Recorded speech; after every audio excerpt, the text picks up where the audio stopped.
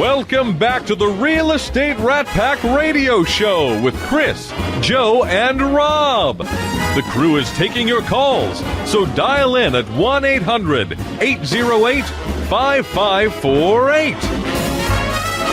And we're back. There we go. You see, now that's a unison right there. There we go. Wow. Yes. Every week, same thing. Every week, same place, same time, different show. Chris, our breaks are always like so lively. There are like 6 conversations going on. But we did fail to mention about our 100th show last week. Yes. That is true. We had a big shout out to Bill Napick for hosting our 100th show. Did a great job. I laughed at multiple times listening to the show that morning. So. It was pretty funny, by the way. I was really, really, really laughing on that. So he did a great job. Bill, I know you're listening right now. Thank you very much. It was absolutely incredible. And a lot of great sponsors, and we so appreciated all the guests showing up. It was a great crowd. That is true. You can actually go back and listen to it on realestateratpack.com. It is already up. That is correct. So it is really I may even go listen to it. It's and incredible. quite a big shout out to Hector Villarreal with Lucho, who hosted that thing. And that is true. Consummate host, and put up with a lot with us that night. That is true. We were all well behaved, of course. He drove us out when I started telling my wedding story about the screaming peacock. So he knew the party had reached its limit. So I thought you were the screaming peacock, Joe. So should we have a show today? Why not? Every once in a we while, brought guests here and everything. So this is one of my favorite people here. It's our attorney for the Houston Association of Realtors, and of course in his own practice, but he is on. We feel like he's staff almost. He's there all the time at the board of directors meetings and events and things like that. And so, Grant, welcome to the show. Oh, happy to be here. Excited to be here. Yes. With you, of course. Yes, of course. You may not feel that way afterwards, but well, I'll find out a little bit. Yes, you'll get commentary from your family. Those are the ones that always that critique the most. But we're out there and doing a lot of real estate, and you also do litigation, which often involves real estate. What are you seeing out there as like the things that gets people into trouble?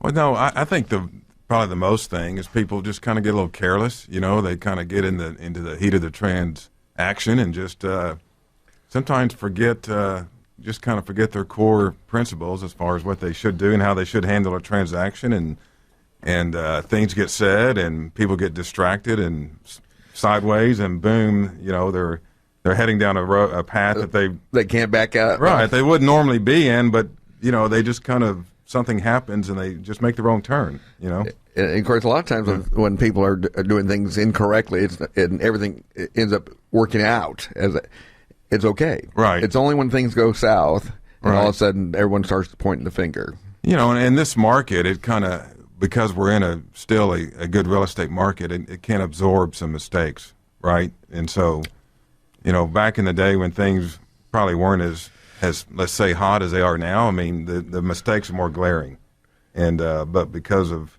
price values and people aren't so upside down as they possibly could be in a down market on a piece of property, then everybody gets along for the most part, but things still do happen. I mean, it's not a perfect world. So. No, it's not. And of course, in real estate, we were talking about earlier, there's a lot of moving pieces and a lot of degrees of professionality in there. And of course, I teach legal and ethics, and I always get to hear all these little anecdotal things about what people did or other agents did. And it's like, really? And so I can kind of see how that could occur. Not disclosure. If you had cases where someone, I forgot to tell you that, I've got a cracked slab. Well, yeah, Rob, I've been doing this so long. I was representing realtors even before there was the seller disclosure notice. Now, that was a lot of fun. You don't look that old. Yeah, I know. Thank you. Appreciate that. That was a lot of fun in the sense of, it was a wild west of real estate because the law wasn't that you had to disclose something on a piece of paper like we have now with seller disclosure notice, which came about in 1995. Yeah, more or less. I guess I was selling real estate before we had seller's disclosure. But even with that, even though that prompts the seller and the listing agent to perhaps get information out to the buyer, sometimes sellers forget to fill it out all the way. It's amazing. Or sometimes perhaps the listing agent didn't catch that the seller didn't fill it out all the way, and so So the always the issue in these cases, for the most part, is knowledge that one party didn't get, or if they got it kind of in the wrong version. Yeah, and I love talking about disclosure because I do talk about that a lot.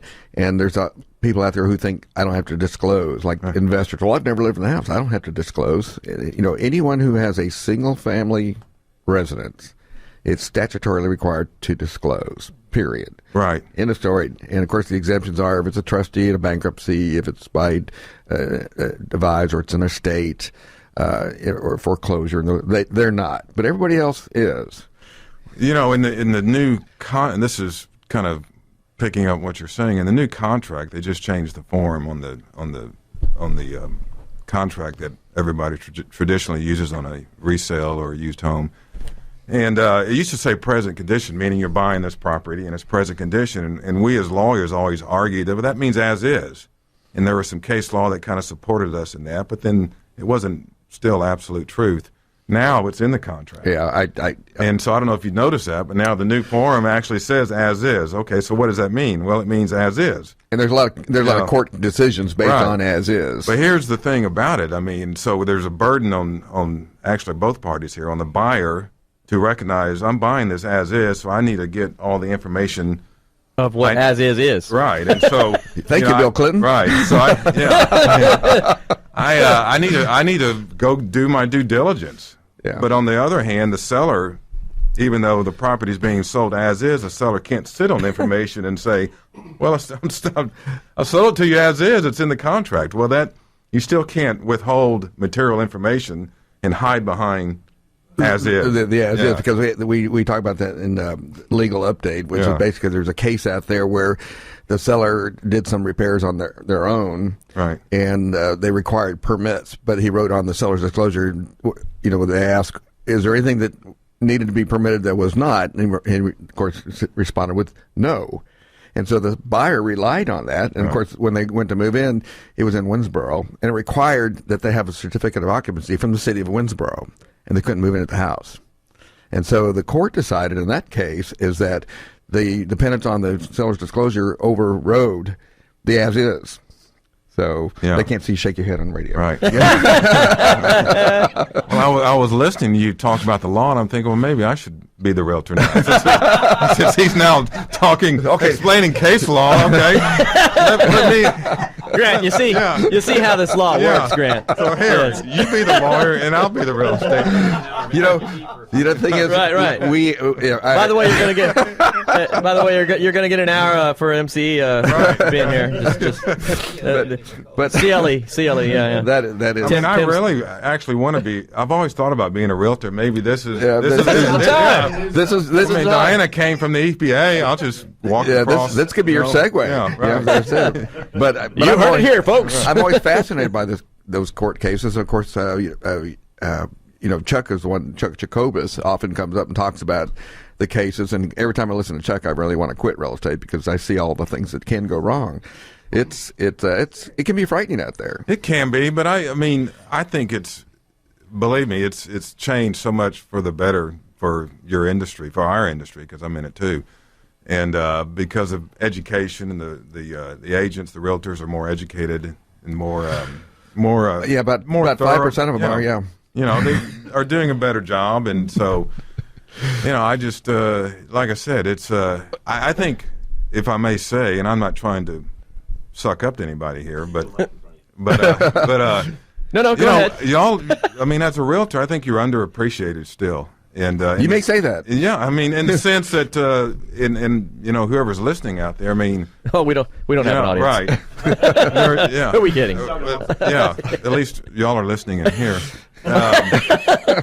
That's why we have three hosts, so it feels like there's an audience. What were you saying? I'm sorry. Well, so there you bring value to the transaction, and it's hard to. I think your clients, because I see it in having represented realtors for so many years. I think clients sometimes don't value that service you bring to a transaction, and perhaps they just don't know. It's hard to measure what all you do. And because you do a lot, and I think it's critical in a transaction to have that representation, because I think that still, hopefully, that helps get the information out, because that's what all of this is about, is getting the information from one side of the transaction to the other side of the transaction. The hurdle that really supports what you're saying there is that, and it's a perfect segue for our next guest as well, is that when the realtor and when insurance is doing its job, you don't know it's there.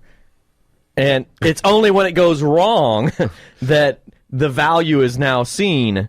So it's easy to underappreciate that way. Right. And of course, I'm sure you've had clients that were doing their job perfectly well, but something that was either not disclosed or something went wrong. And you know what? The realtor ended up being the blame for it. Like, we should have known something. And you have any kind of examples of something where? Yeah, I think that's pretty normal in a transaction. Like, for example, like this is something I've been talking about lately because it involves a matter a while back where, you know, on the in the contract, it allows for you to use the existing survey or a new survey or not. And so, and the buyer can either pay for it or the seller can pay for it. It's an option in the contract. And so I think what can happen is there can be some confusion between the seller and the listing agent over getting the, quote, current survey, or the existing, I think is the actual term. Okay, what is existing? Existing, yeah. I mean, there could be 3 existing surveys. I got 3 in my file, and so the seller pulls out what the seller thinks is the most existing survey and ends up being the wrong one. The most existing. Yeah. So, I didn't know there was degrees of existence. So then it blows up later on. This one looks more existing than the other existing. Yeah.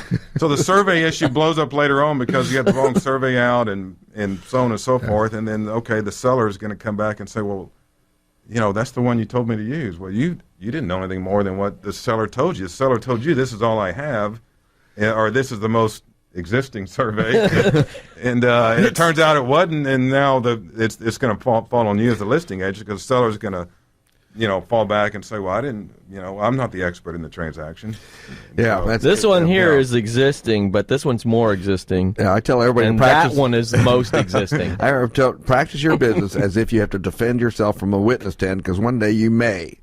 And I think a lot of people talking about surveys specifically is that we have a lot of people are taking the position they want their buyer to get a new survey. Period.